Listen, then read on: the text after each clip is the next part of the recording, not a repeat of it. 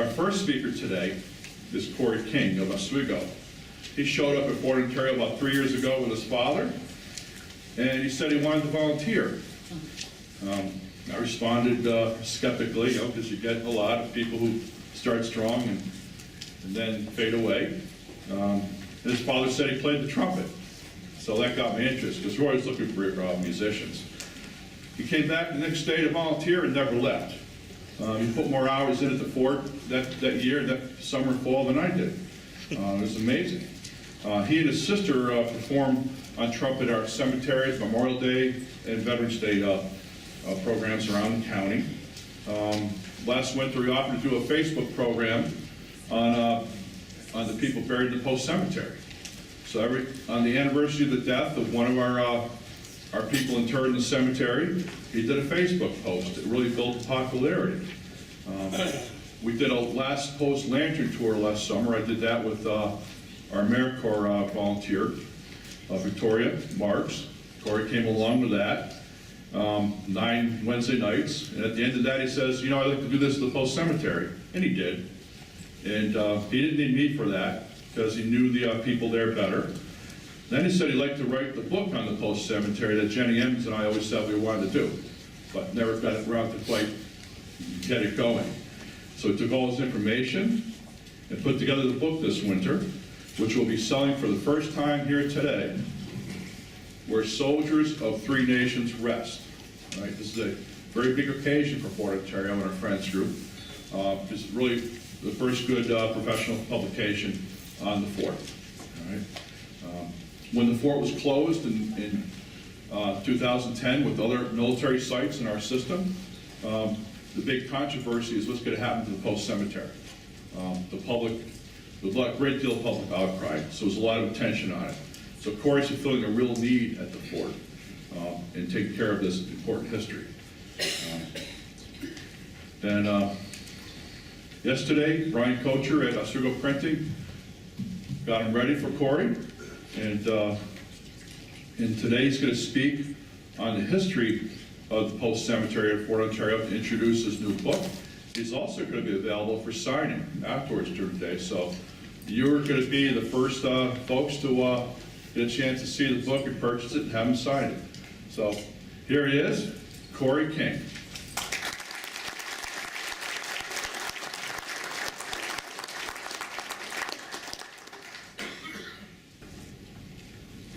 I think it'd help if I had my own PowerPoint going on.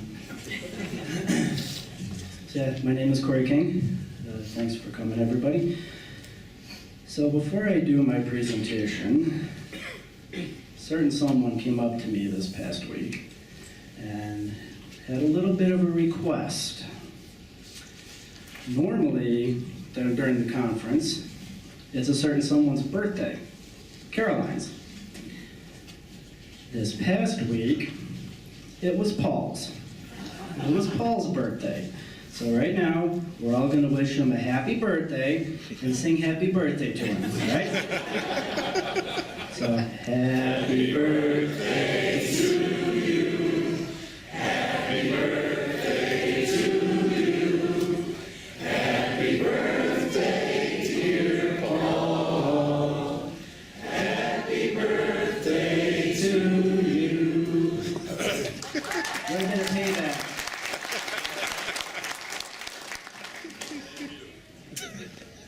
All right. So yeah, 2 years worth of work. Well, for me at least. There was a lot of other people that pitched in over the course of a few years. But yeah.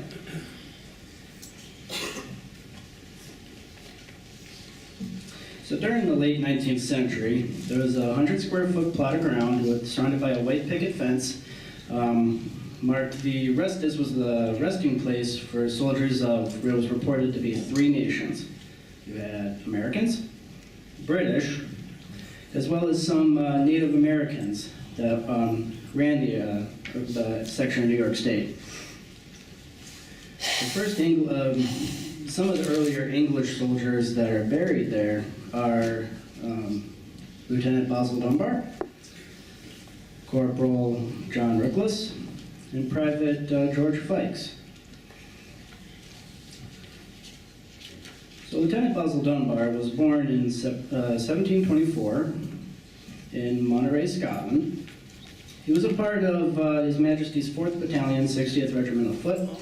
They were known as the Royal Americans. You know, they were established in 1755 and for sole colonial defense of North America.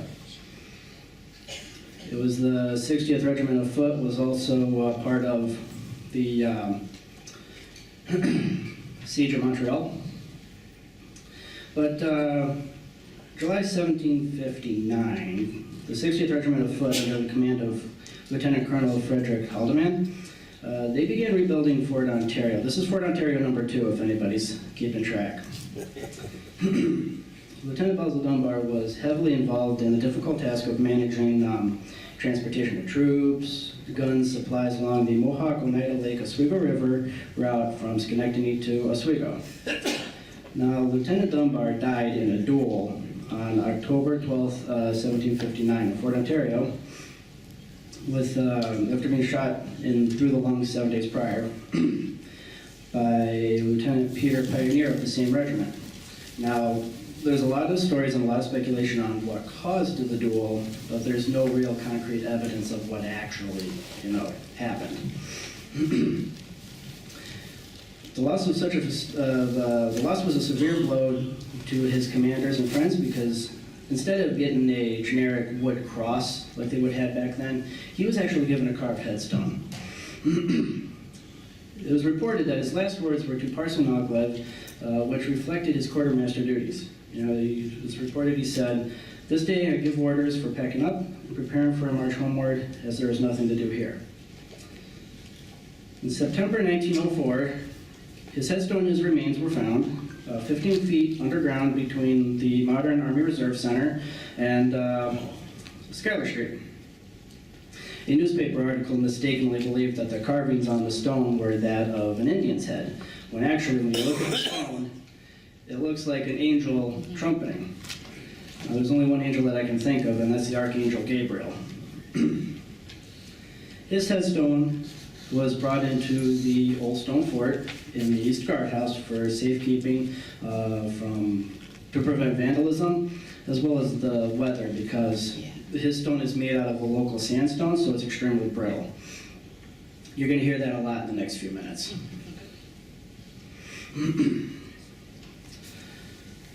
Corporal John Reckless. He was born in 1732. He served in the 55th Regiment of Foot. The 55th was raised in Stirling, Scotland in 1755. The regiment was part of Major General Geoffrey Amherst's attack on Montreal. This was the last campaign of the French and Indian War, which launched at Fort Ontario in 1760. Now, between 1763 and 1766, the 55th was a part of Pontiac's Rebellion, which was the largest organized Indian rebellion against colonial U.S. and westward expansion. Corporal Reckless died of unknown causes during this time. He died in July 1764 during what's considered a largely forgotten conflict, which ultimately ended with the signing of the Treaty of Fort Ontario in 1766. His gravestone is the most elaborately carved of them all, and which showed evidence that there was a stone carver amongst the regiment. And again, it's made out of a local sandstone, the Oswego sandstone, so it too is in the guardhouse for safekeeping. In the post cemetery, there are up to 14 children. The earliest known graves of children are that of the Harlow sisters. Katherine Harlow and her older sister, Elizabeth Harlow, were daughters of Lawrence Harlow. He was the post-trader at Fort Ontario, not trader. He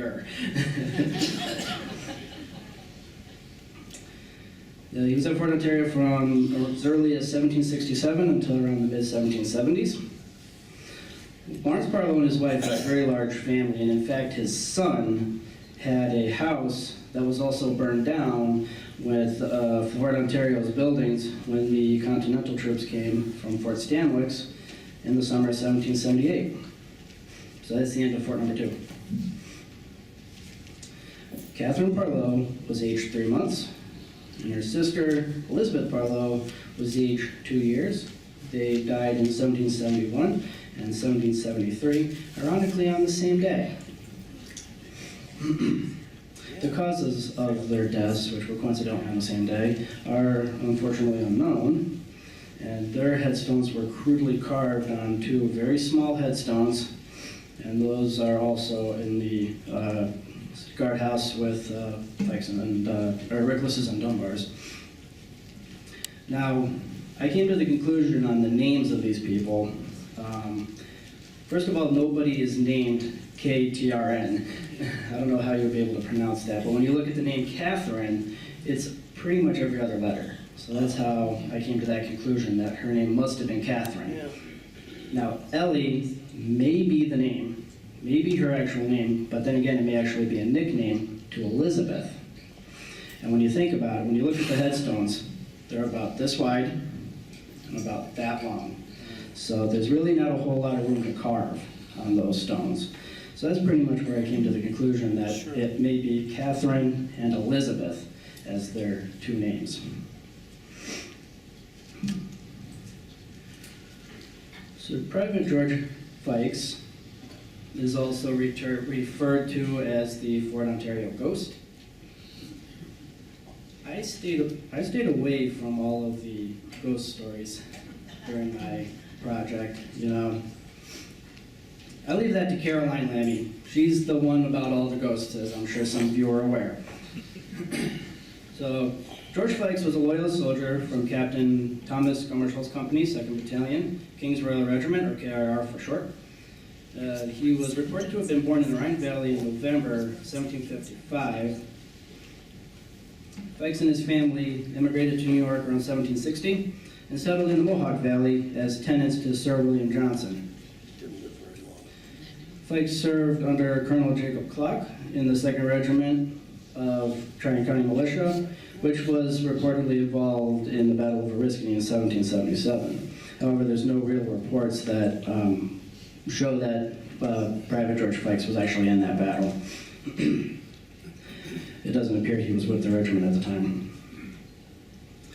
On May 22nd, 1780, George Flakes changed alliance and enlisted in the King's Royal Regiment in New York. Likely served at Fort Haldimand in Carlton Island, New York. February 1782, Governor General Frederick Haldimand ordered Major John Ross of the 2nd Battalion KRR to rebuild and establish a garrison at Fort Ontario. This is Fort number 3.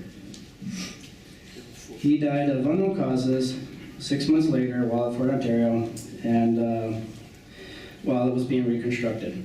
Now, instead of given a wooden cross like you would see then, he too was given a stone, which shows that he was either admired by his fellow officers, or again, there was a stone carver in the regiment.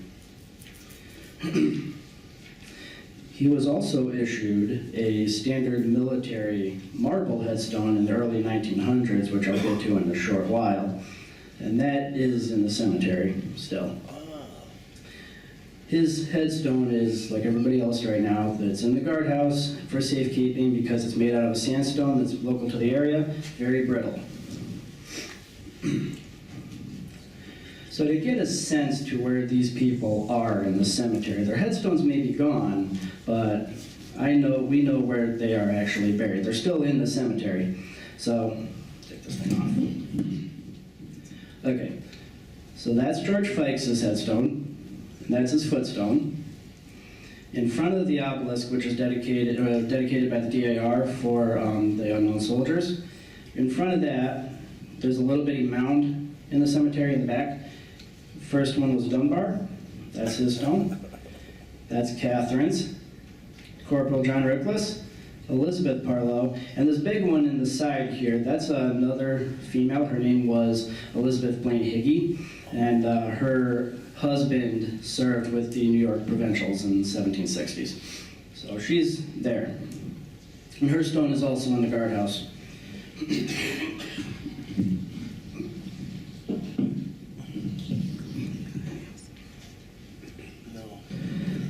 So,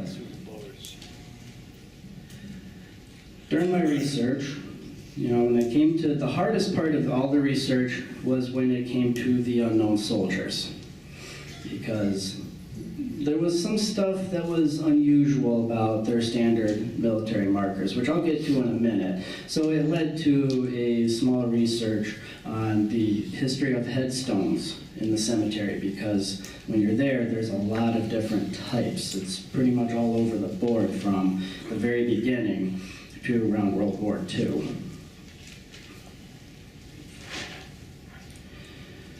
So the origins of a military grave marker began with the forming of just two sticks that made a cross. It was the most common marker unless there was a stone carver in the regiment. By the American Civil War, it was a more formal grave marker was made. It was wood with a rounded top called a headboard. And it had a basic inscription, you know, generally the company and the regiment, and very rarely would it have the name of the soldier. This was, a few months into the Civil War, the War Department issued General Order number 75, which made commanders responsible for... We just had a microphone die.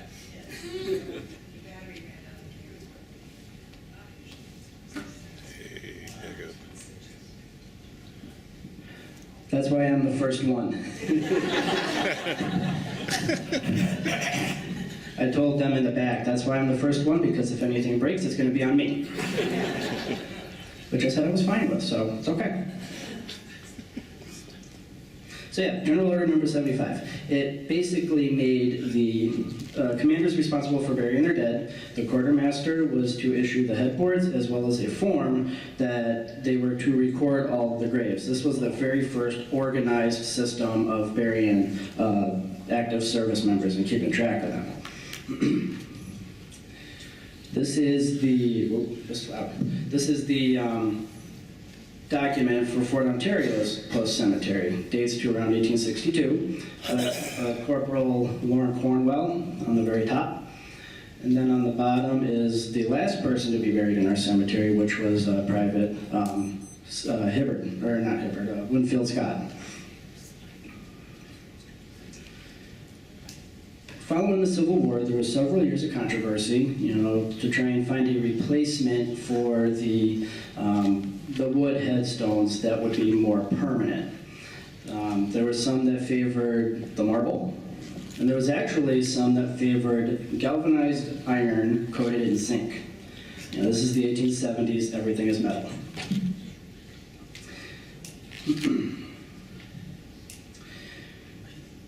In 1873, the first design stone was used in national cemeteries. It was a marble stone, 4 inches thick, 10 inches wide, 12 inches in height from the ground. It's about maybe 3-4 feet altogether.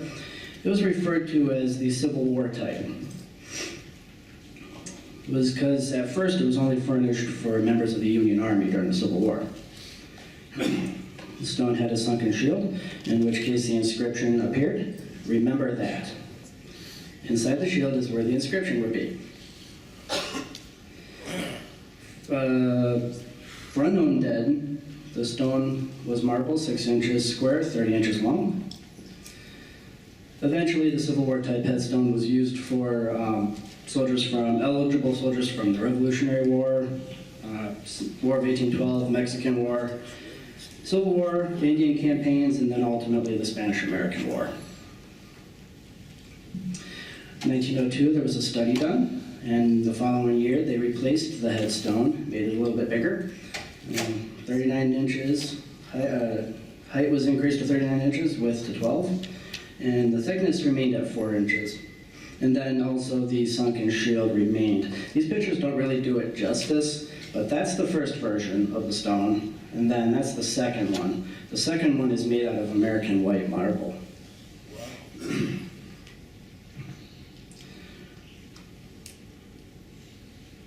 By 1903, there was also a regulation by the War Department which issued military marble headstones to active service members when they died.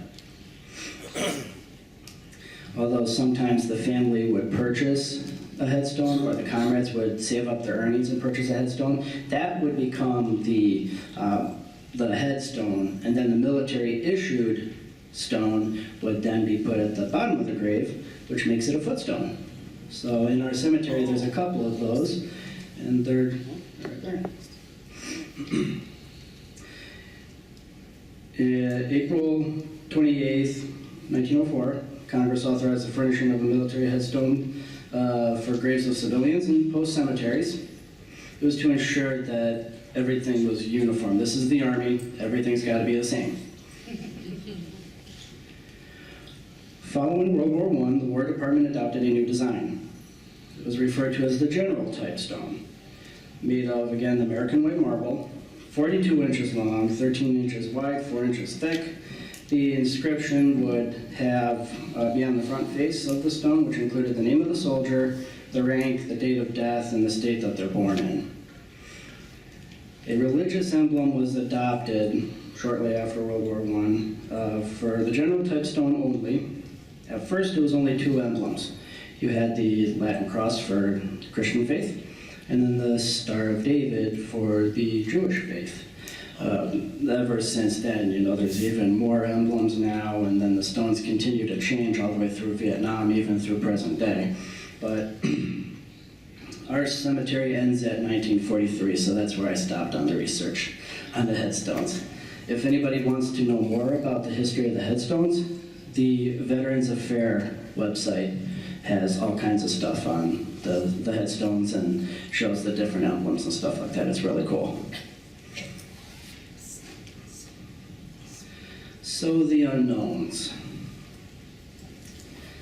I have to say this was probably the hardest part of the research because there is so much speculation, so many stories, and it was hard to try and keep them in order, What were really the possibilities, basically? Fort Ontario Post Cemetery contains graves of 12 unknown soldiers. The remains were moved from the original site and reinterred in the current post cemetery in 1905-06, which I'll get to in a little bit.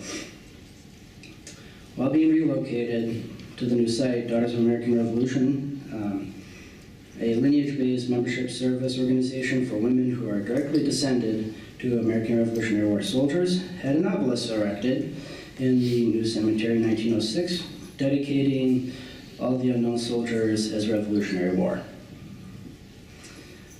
However, there is no supporting evidence of this claim. From September 1777, 1782, Fort Ontario was abandoned by the British, and there were no records of accidents, illnesses, battles, skirmishes during this period. In July 1778, the Continental troops of the 3rd New York Regiment from Fort Scanlix burned the fort to the ground and its buildings. And again, there's no records of any burials at that time. There are no burial records of the headstones of Fort Ontario from the end of the Revolutionary War through 1796, British evacuation of the post, or during the American occupation from 1796 to 1804. Some of the unknown dead may date to these periods. It is also possible that some of these 12 unknown soldiers were actually from the War of 1812, as the number corresponds with the figure of American dead buried soon after the May 5th and 6th Battle, 1814. It's the same number.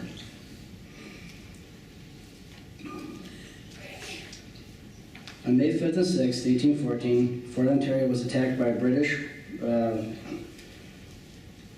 under the command of Lieutenant General Sir Gordon Drummond and Commodore Yeo. By the end of the battle, American dead totaled 13, and the British 19. 5 other Americans died after the battle from their wounds.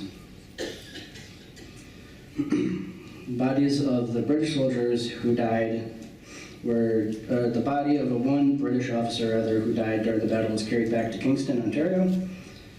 And south of the fort, in a shallow mass grave was dug for the remaining 18 British soldiers, and another shallow grave was dug for the Americans. Soon afterwards, the American dead were removed from their shallow mass grave and reinterred in wooden coffins in a cemetery east of the fort, roughly corresponding to the one that was moved in 1905-1906. One American body of Lieutenant Daniel Blaney, 3rd U.S. Artillery Regiment, was moved to the West Village Cemetery across the river. This cemetery was located on what is now Lake Street, between Brightback Park and the Coast Guard Station. That hill, that was a cemetery. And then those guys got moved to where Kingsford Park is now, and then they got moved again to what is now currently Riverside Cemetery, which is in Minetto, New York. There are no headstones, or rather, the locations of the remains of the British dead are unfortunately lost in time. There are no headstones or known burials in the post cemetery dating from the regarrison of the fort, 1838-1862. It's possible that some of these unknowns date to that period, as the War Department didn't exactly issue the military headstones just yet. The unknowns received the first version marble headstones dating around 1880-1890 when they were first issued, which already automatically indicated these guys were indeed American. And they were located in the original graveyard. So the headstones issued then had the simple shield with the words "Unknown Soldier." If there was any other information, such as a possible date of death during whichever war it was, it would have been inside the shield. Not placing blame, but it's likely that when the bodies were moved, that's when they altered the headstones to have the dates carved on the bottom instead of inside the shield. Because you can see an example here, James Ladd. It's the same military headstone that the unknowns would have had, and you'll notice all the inscriptions are inside it, nothing on the bottom. There's also several newspaper articles dating to the early 1900s, 1903, that claimed the unknown soldiers, most of them were actually from the War of 1812. So basically to call them all Revolutionary War soldiers is very far-fetched.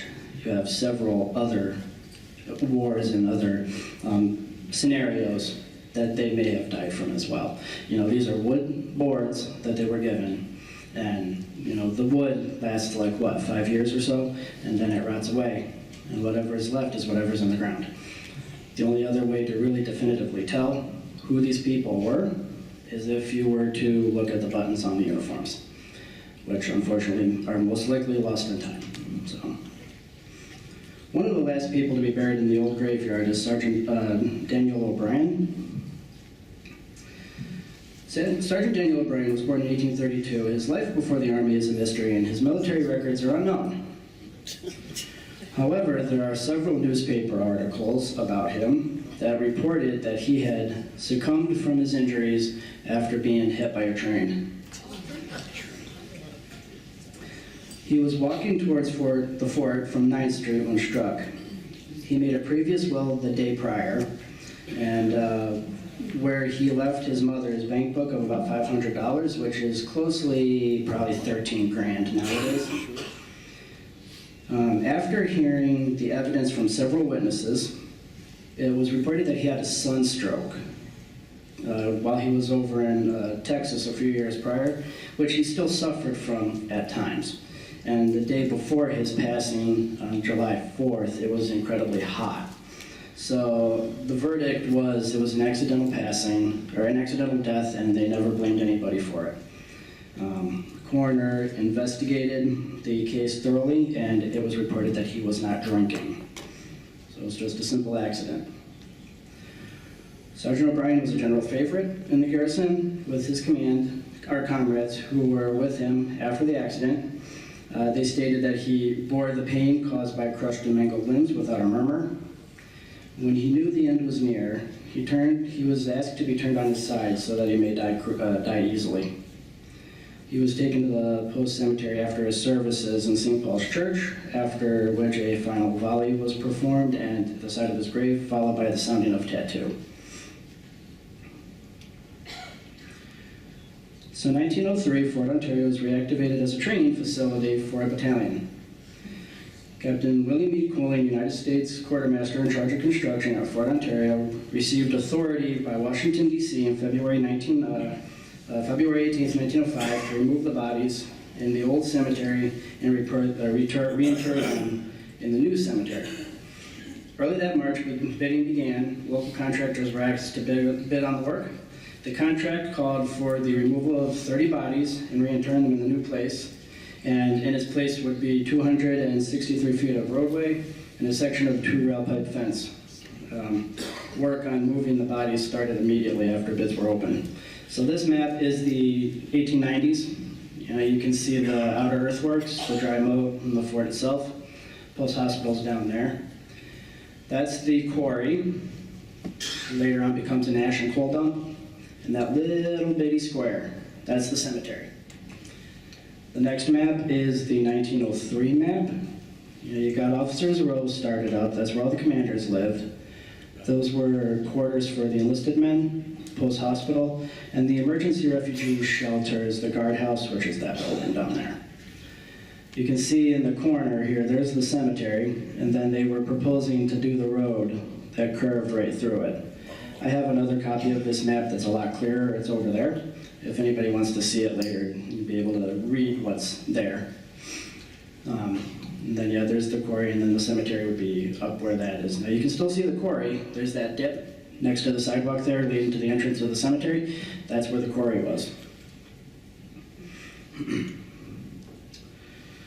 Ultimately, J. Anthony Culkin presented the lowest bid of about $1,600, which is around $40,000 now. The removal of the bodies to the new cemetery was completed May 8th, 1906.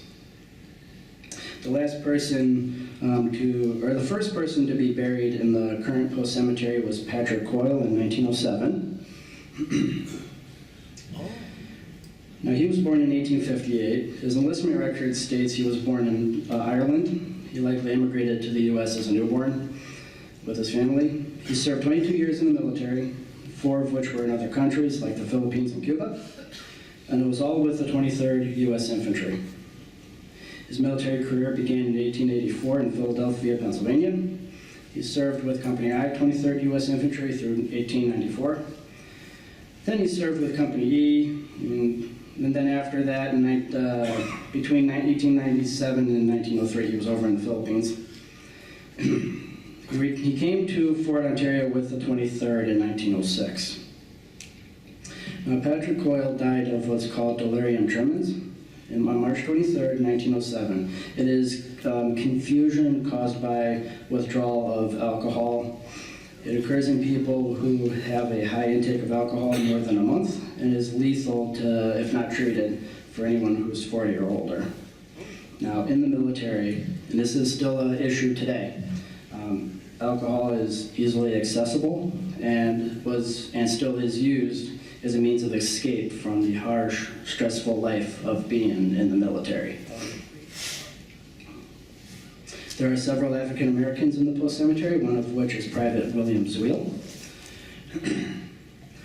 He served in the 55th New York Infantry, organized in New York City, June 1915. It's composed of African American enlisted men with white officers. This regiment was federalized as the 369th U.S. Infantry Regiment, known as the Harlem Hellfighters, in July 1917. Zweil was born in Brooklyn, New York, 1898. His Army career began in June 1917 when he was mustered into service with Company H, 15th U.S. Infantry. His military records show that he had no overseas service and when he died, so he never shipped out with the regiment and may have become sick while during training. Zweil was brought to General Hospital No. 5, Fort Ontario, January 1918 for treatment. During the winter of 1917-1918, this is World War I, General Hospital No. 5 of Fort Ontario had upwards to 100 cases of tuberculosis. There was a rumor that the hospital was to be used for this class of cases because tubercular cases fared especially well in the climate, as the hospital was right on the shore of Lake Ontario. I don't want to see if that's true. Private William Hill died of tuberculosis at Fort Ontario, February 12, 1918. His family initially wanted to bring him home back to Brooklyn, but ultimately he was buried in the Post Cemetery here. He was given a military-issued marble headstone. Now, usually when people, they get their military headstones a few months after their passing. This is his headstone application, and if you look at the bottom corner, that's the date when the stone arrived. His stone was purchased by the William S. Monahan, Post 268 American Legion, November 8th, 1930. It was nearly 20 years after he had passed. And what they do initially when they first bury a soldier, they would have a simple American flag that would mark where they were, and then eventually the headstone would be in its place. Out of everyone in the cemetery, only 7 have faces to names. This is Staff Sergeant John Foster Stever. He was born in Central Bridge, New York, March 24th, 1885. He served over 25 consecutive years in the Army. His military career began at the Columbus Barracks, Ohio, December 1908. He served with Company A in the Hospital Corps at Sagerman Post Hospital in San Francisco. He then served at the Hospital Corps at Fort Douglas in Utah and was honorably discharged in December 1914. His military records start to become a little bit vague after that. However, there is a World War I military abstract form that showed he re-enlisted in December 1914 and was part of the Medical Corps at an unknown location. And then it also mentioned that he was awarded the French Bronze Medal of Honor of Epidemics. So the French Medal of Honor is similar to that of the American Medal of Honor, which it stands for any and all acts of valor, but the French Medal of Honor is separated into different categories of distinction. In his case, he was awarded the Medal of Honor for epidemics because he either exposed himself to the dangers of contamination to care for those suffering from contagious diseases, or he helped spread the practice of disinfection by participating in disinfection operations during an epidemic. After the war, his life becomes a bit unknown. It's likely he may have re-enlisted in 1920 and served at Fort Ontario. He died suddenly at the Post Hospital at Fort Ontario after being ill for 2 days in 1933. And it was reported that he was liked by many acquaintances. Ancestry is a wonderful thing. I just got to tell you that right now. Most of this research is coming from historic documents, census records, military records. Ancestry does a good thing about doing the civilian type work. And then there's another branch off of Ancestry called Fold 3. And that's where all the military records are. Ancestry also has some military records as well. And when I was working on his story, I stumbled upon this picture and I said, no, that cannot be him. And it is. So that's him. And that's just an example of what the French Medal of Honor would look like. The only other way that I could tell it's him is because when you look at his uniform, up close you have at least 2 different ribbons. It's likely he has the Victory Medal ribbon, which is the color of the rainbow, and then the one next to it, or vice versa, is this, the Medal of Honor one. There are only 4 women in the Post Cemetery, one of which is Elizabeth N. Armstrong. She was born in Grand Rapids, Michigan. She was the mother of Lieutenant Colonel Richard N. Armstrong, who was executive officer of the 12th Special Service Unit at Fort Ontario from 1942 to 1943. Elizabeth came to Fort Ontario with her son after he was stationed here. And now she was a member of the Daughters of American Revolution. And there was a form that I found of her lineage, and one of her descendants was Nathan Beeman, who conducted Ethan Allen and Colonel Benedict Arnold to capture Fort Ticonderoga, May 1775. Elizabeth N. Armstrong died at the age of 78 of an illness she had a few months, and regulations change time to time. At first, if you had families that died while some member was in active service, they could be buried in the cemetery. I think nowadays, it's just spouses that can be interred in national cemeteries. But in any event, She was the mother of a lieutenant colonel, so she was given the honor to be buried in the post cemetery that he was serving at. So the last person to be buried in the post cemetery was Staff Sergeant Robert T. McOwen. He was born in New York. He served in the Spanish-American War, as well as World War I. Unfortunately, there's no written records of his enlistments. However, there's several holiday menus that we have in our collections that have his name. He was stationed at Fort Ontario in 1933-1935. He was with Company I, 28th Infantry in 1933 and 34 as a private first class. And then in 1935, he was the company artificer for the 28th. Staff Sergeant McGowan died at Washington, D.C. of an illness of 2 months on October 15th, 1943. His remains were brought back to Oswego 4 days later, and under the direction of the local American Legion, Post 268, as well as a detachment from Fort Ontario, he received full military honors.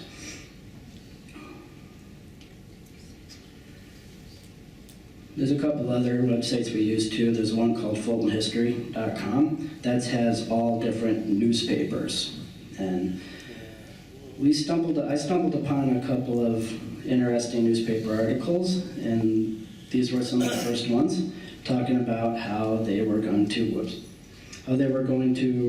remove the cemetery. It's a bit of a head scratcher. But Fort Ontario was deactivated on April 3rd, 1946. The Army gave up all military posts along the northern frontier, which would be Madison Barracks, Fort Ontario, Plattsburgh Barracks, and actually Fort Niagara. With Fort Ontario no longer being cared for by the military, the War Department announced plans to remove the bodies in the post cemetery and ultimately move the bodies to Woodlawn National Cemetery in Elmira, New York. The War Department stated that the removal of the bodies of Fort Ontario Cemetery would be undertaken unless action by the state authorities will provide proper care. Oswego residents sought to preserve the cemetery as a shrine of the past and began making protests to members of Congress. June 1946, Board of Supervisors acted and Representative Edwin C. Fuller of Parrish, New York urged to have the War Department order changed.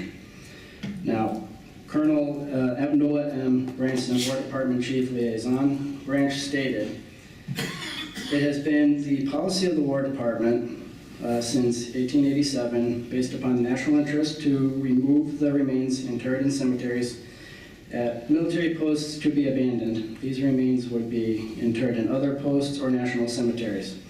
This policy was founded upon the obligations of federal government for perpetual care of such remains." The proposed plan for the post cemetery was to include it with Fort Ontario site and revert both part of the New York State when federal control ceased.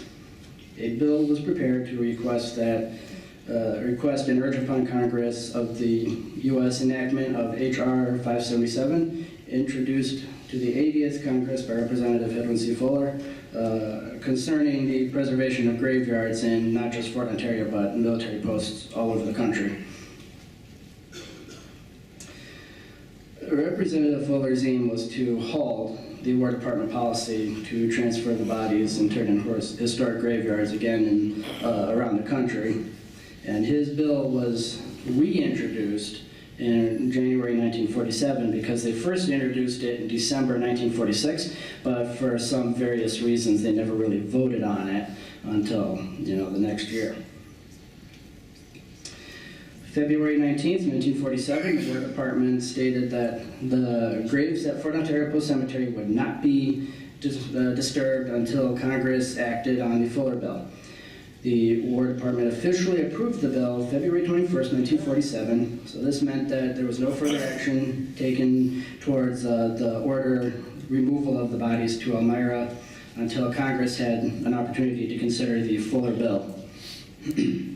March 3rd, 1947 was supposedly the deadline for the state or anybody to do anything. By that time, Quartermaster General's Office, Washington, D.C., for state authorities, to take perpetual care at the cemetery. Governor's Island branch was to start removing the bodies thereafter from Fort Ontario, Fort Niagara, and Madison Barracks to Elmira. The House of Representatives passed the Fuller Bill without a dissenting vote June 3rd, 1947, which preserved the cemetery as part of the state reservation along with Fort Ontario. And on July 7th, 1947, President Truman signed the Representative Hedwin C. Fuller Bill into law, which authorized the War Department to turn over military cemeteries posts including Fort Ontario, to either state, county, or city authorities. After approval by the President, New York State Legislature quickly acted. Fort Ontario plans were already in meeting approval in 1948 in Albany for the State Department of Education. Ultimately, Fort Ontario Post Cemetery became part of the state park in 1949, along with the fortifications. This was Wreaths Across America last year. It's a non-for-profit group that wants to lay remembrance wreaths during the holiday seasons for all veterans, both in the country and abroad. We were part of that last year. In closing, the history of the Post Cemetery of Fort Ontario was a subject that was not fully researched up to this point. The original site of the old graveyard was reported to have 30 headstones in no particular order. In 1903, work began on converting Fort Ontario from a company size to a battalion size post. 1905-06, the original site of the old graveyard with 30 recorded graves was relocated to the current site just yards away to the north. Between 1907 and 1943, the Post Cemetery became the resting place for over 40 soldiers, as well as women and children of soldiers stationed at Fort Ontario. The post was deactivated April 3rd, 1946. It was by general order of the War Department dating back to 1887 that if the post was to be deactivated, the Post Cemetery had to be removed. March 3rd, 1947 was the deadline for the remains of all 77 people in the Post Cemetery to begin to be removed and reinterred in the National Cemetery at Elmira. The outcry of the public's concern over the removal of the cemetery and the undying support of having the public take care of the graves led to Representative Hedwin C. Fuller of Parish, New York, to create a bill that would allow either state or city governments to take control of the cemeteries from deactivated military posts. This bill was released to Congress in January 1947 and was approved by the War Department the next month. June 1947, the House unanimously approved the Fuller Bill, and then ultimately July 7th, 1947, President Harry S. Truman signed the bill into law, which made Fort Ontario Cemetery part of the state historic site along with the old stone fort. If you want to know more about the history of the fort and the Post Cemetery, or the history of the Post Cemetery and the stories of those that are interred there, there is a book available for purchase over at the gift shop booth. All proceeds go to the Friends of Fort Ontario and their efforts to restore, furnish, interpret, and preserve Fort Ontario State Historic Site and the Post Cemetery. Thank you.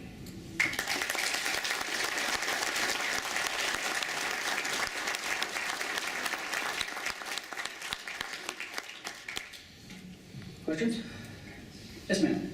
Where was the cemetery that was moved from the west side? You said it was not far from, is it up on the hill? Or is it down where the militia, or the, Coast Guard is? Actually, the old cemetery, if you look at the ball fields, there's that, you look at the Post Cemetery now, and then there's that ball field that's the closest one with that really long chain link fence in the back. Over by the visitor center and third base, that's where the cemetery was. Oh, I thought they were, okay. No, I think she means the one on the west side. Oh, the west side one? Oh, sorry. Yeah, I have so many cemeteries in my head. No, Lake Street, if you go across Bridge Street, then you take a left on First Street, and there's the one called Lake Street. It's right next to the Coast Guard station. If you stay on that road, there's that incline. Right on that incline That's where that cemetery was. It was over there. It was on that hill. Yeah, I wish I did. Yes, sir. The one in the blue. Thanks for a great presentation and all the work you do for Ontario. My question is,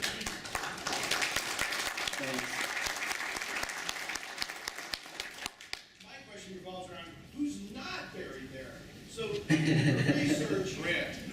your research is how many are buried at some other cemetery that died in active duty?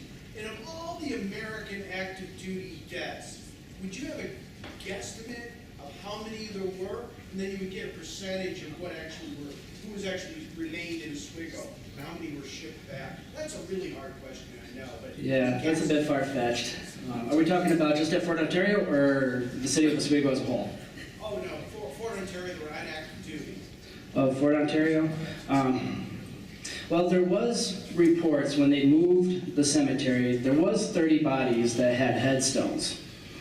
But there were also hundreds of mounds in the ground that may have been other bodies that they never moved. And actually, in fact, when you look at the 1903 map, there's also some reports, it's in the book too, when they were building the captain's quarters of Officers' Row, they started stumbling upon bones and headstones, or not headstones, coffins. So it led to the belief that there actually may have been a second cemetery that was a lot older. It just had bones and wooden coffins, the remains of wooden coffins. There's reports that the workmen kept finding all these bones, and eventually, they kept getting tired of it. So they would take the bones and put them off the side, and then the commander in charge would take those bones, put them in a box, and when everything was said and done, they would just bury them on the grounds. Where exactly, I don't know. But yeah, so. Where was that? Where was that? The exact location is unknown, but it was on Officers' Row, which is where the road is, basically. The current road going to the upper parking lot. Somewhere in there, But yeah, the exact location, I have no idea. Yes, sir. And the sandstone quarry, is that the one that's near the present post cemetery? Or Yes, sir. a bit different? No, that's where the present cemetery is. Well, that was handy. Way in the back. Okay, I just wanted to add, there are actually a few civilians that are also buried in that military cemetery. There are. Because Edward Moriarty, who passed away about 5 years ago, Mhm. he was about 80 years old. He was like 7, 8 years old. This was like in 1938, 1939. His father, Command Sergeant Major Moriarty, was the regimental sergeant major when the Army was here in the 1930s. Yep. And his daughter, or Ed's younger sister, she was about 2 years old, she passed away. Yeah, Margaret. The tombstone is actually, it's in the ground, it's a flat one, but he used to go out there because he was about 7, 8 years old, but this is like 1939, but he still remembered the funeral. Yeah. No, that's Margaret Moriarty. She's in the cemetery. Yep. Yeah. Yeah. Anybody else? Yes, sir. When you remove the headstones for preservation, did you replace them with replicas or anything? Here's what I want to do. Here's my dream. The purchase of this book is going to provide a lot of funding, and what I want to do is I want to have interpretive panels, small interpretive panels with the picture of the stone and its inscription on that panel marked exactly where those people are buried. Right now there isn't anything except one panel in the front of the cemetery that shows the layout of where everybody's buried, and that includes those guys as well. So, but that's my hope, is to have in several interpretive panels marking where these people are actually buried. Couldn't you replace them with a replica of the headstone you have? Well, there's that option too. Does that lead us to the... There's a thing called money. I'll take the donation right now. Yeah, really. But yeah, no, I really want to have those graves marked. It seems only fair. I know where they are, and some people know where they are, but the actual public, they have no idea. And there's been cases where we lay the flags down where they're buried, and people have asked, why are you putting these flags here? And I tell them it's because there's people buried here. And they're like, really? I'm like, yeah. So yeah, I would really love to have markers put back. And last fall, he did the cemetery tours, which raised $2,800 for this project. That's what he said. One more? Keep going. Was there any hint there might be a map of the cemetery that exists? An original one? Yes. Not that I know of. No suggestion. I mean, I made one, but an actual original map, I haven't found Kind of one. grave diggers. Yeah. So that no one. Yeah, like I said, I haven't been able to locate an original map of the cemetery. It would be fantastic if I could. What? Anybody else? Right there. Has there been any plans to use ground penetrating radar to try to map out? I have been telling him that for months. Play with one of those LiDAR things. We went over to Sackett's Harbor last year for the bus tour, and they told us that Fort Drum used their LiDAR stuff over at Sackett's Harbor, and I'm like, oh, come on. You know? What happened though is in Fort Ontario, they had scrapers, like early bulldozers, so.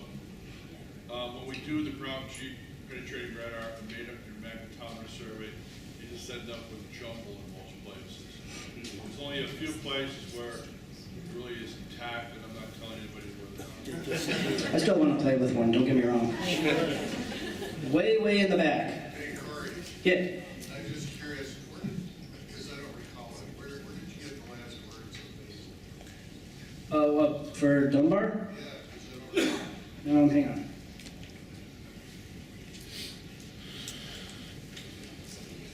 It came from the Sir William Johnson papers. Yeah, it's reported that he said, this day I give orders for packing up and preparing for a march homewards as there is nothing to do here. And that's coming from the Johnson papers.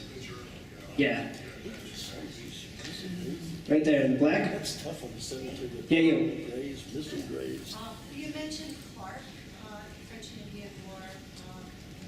Could you go back there? Can you tell me again about the Clark regiment? Which one? Clark. Um, Clark. Again, is misunderstood. I wonder if that's Flakes. It's back in the French and Indian War. Oh, you're talking about Clock? Oh, Clark, not Clark. Gotcha. Yeah, no, that's with Private George Flakes. Yeah, that's the 2nd Regiment of Tryon County Militia. And yeah, they were in the Battle of Oriskany. That was 1777. One more? Right in the front. Any plans to forward your information, or have you done it yet, to the indigenous nations in North America, counselors, whatever, or the British Army, regarding those citizens of those countries and nations? Yeah. I haven't thought about that just yet. Right now, I just wanted the book to be printed. You want $2,800? I'm not talking to you. But yeah, no, we'll see. We'll see later on down the road. Yeah. It's brand new. I think I bought the first copy. Yeah, no, I literally got these yesterday. What are you gonna do with it? Are you in college or anything? I'm gonna help you with a degree? Oh, I'm an AmeriCorps staffer right now during the off season, and then during the summer months, I'm a state park employee. So, I graduated in 2016. Yeah. Yeah, Paul, And- left a copy. Your name's still King, but it could be King Lear. Yeah. I like where you're going with that. Well, thank you guys.